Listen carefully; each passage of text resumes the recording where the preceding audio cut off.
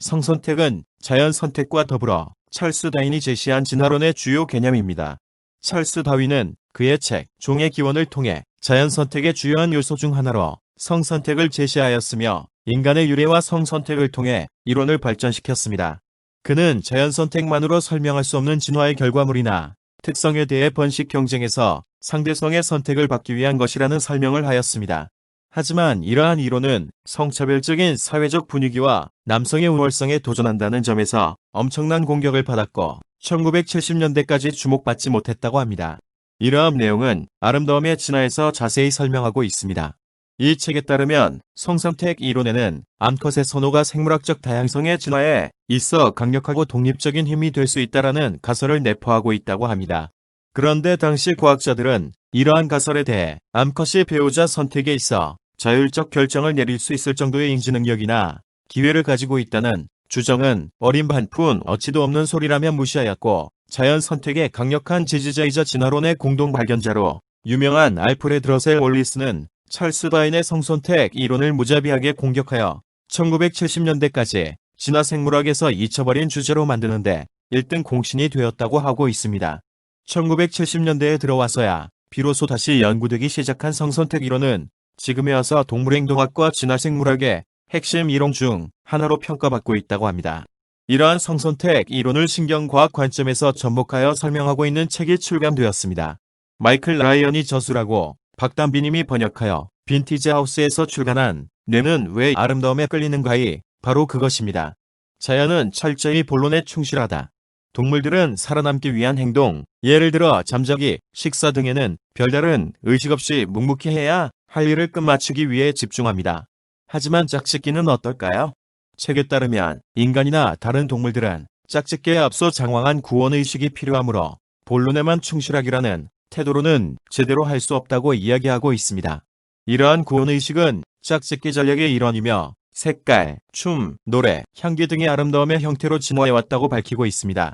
아름다운 개체들에게 더 많은 자손과 유전자를 물려줄 수 있는 기회가 주어졌기 때문이라는 것이죠. 저자는 이와 같이 서두를 통해 짝짓기라는 행위에서 배우자를 선택할 수 있는 권한은 대부분 암컷에게 있고, 수컷은 선택받기 위해 형태, 색깔, 장식, 노래, 춤, 향기 등의 성적 아름다움을 진화하여 왔다는 성선택 이론에 대해 설명합니다. 이러한 성적 아름다움은 오히려 생존에 불리한 것처럼 보이는 경우가 많아 자연 선택 이론으로는 설명이 불가능하였고, 이로 인해 찰스 다윈은 성선택 이론을 발전시킬 수 있었죠. 저자는 거기서 한 발 더 나아가 생존은 짝짓기의 부차적인 수단일 뿐이라고 이야기합니다. 그러한 성적 아름다움을 감상하는 것은 바로 두뇌입니다. 그렇기 때문에 저자는 성적 아름다움을 이해하기 위해서는 성적 두뇌를 이해해야 한다고 이야기하고 있습니다. 여기에서 성적 두뇌란 독립적 단위가 아니며 짝짓기와 관련한 감정 반응을 조절하는 모든 신경 영역의 보상 체계를 의미한다고 합니다. 예를 들어 암컷, 퉁가라 개구리 두뇌의 주요 청각 중추는 다른 종의 소리를 들었을 때보다 같은 종의 소리를 들었을 때 강력하게 반응을 일으키며, 성적인 냄새에 이끌리는 노랑 초파리의 경우에도 동일한 현상이 관찰된다고 합니다. 즉, 두뇌는 성적 아름다움이라는 자극에 의해 극도로 민감한 반응을 나타내며 이를 통해 보상을 제공한다는 것입니다. 과학자들이 노랑 초파리의 후각 수용체를 나방의 페로몬 수용기로 바꾸었더니 그 초파리는 나방의 냄새를 맡고 그의 행위를 시작했다고 합니다.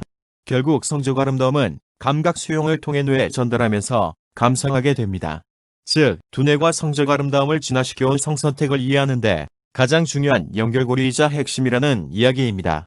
찰스 다윈의 성선택 이론의 핵심은 단순하며 직관적이지만 남성 우월주의에 치든 빅토리아 시대의 과학자들은 그것을 있는 그대로 보지 못했습니다.